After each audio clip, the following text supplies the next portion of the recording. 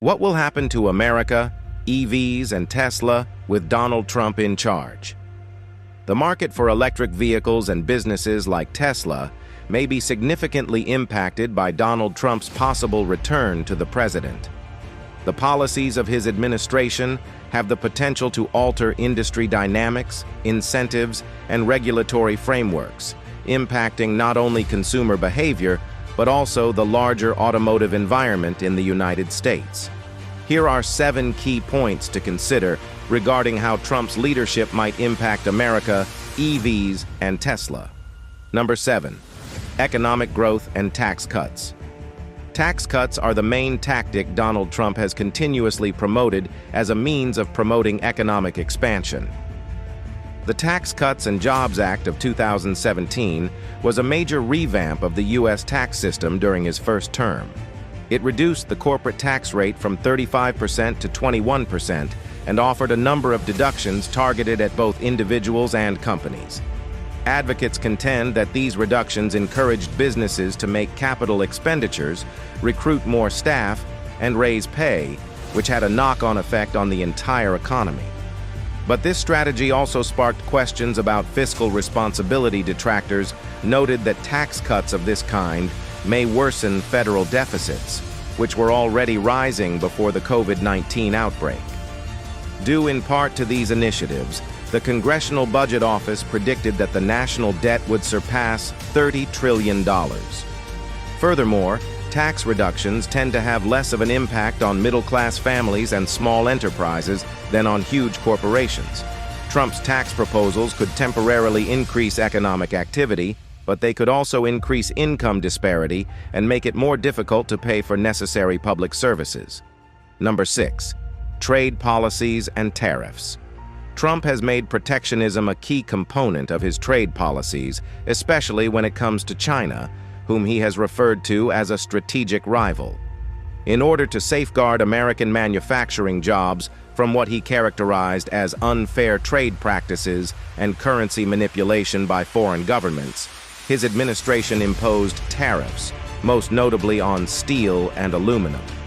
These tariffs raised prices for American consumers and companies that depended on imported goods, even if some domestic industry hailed them as a way to level the playing field.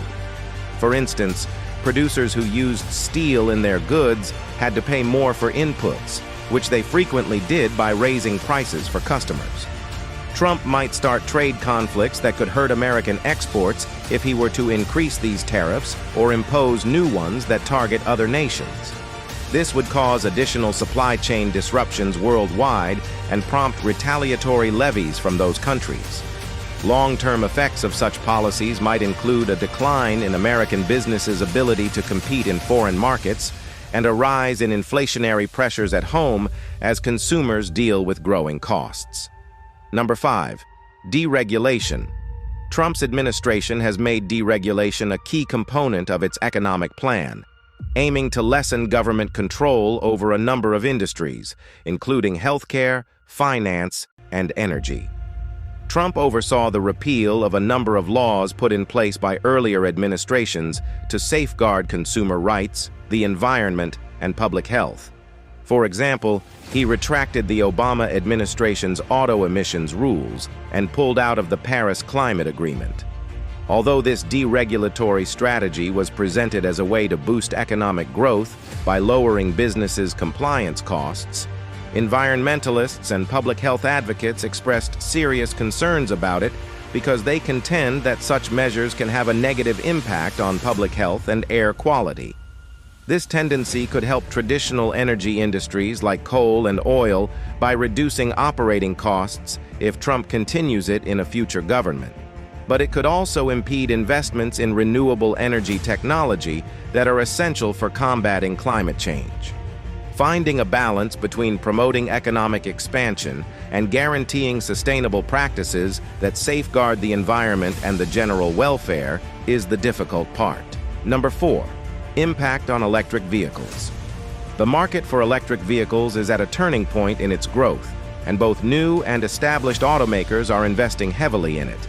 However, given his stated pessimism regarding electric vehicles in comparison to conventional combustion engines, Trump's possible return to government might significantly alter this environment. In the past, his administration attempted to remove federal incentives, such as the $7,500 tax credit for EV purchasers, which is a crucial instrument for increasing the affordability of electric vehicles for customers.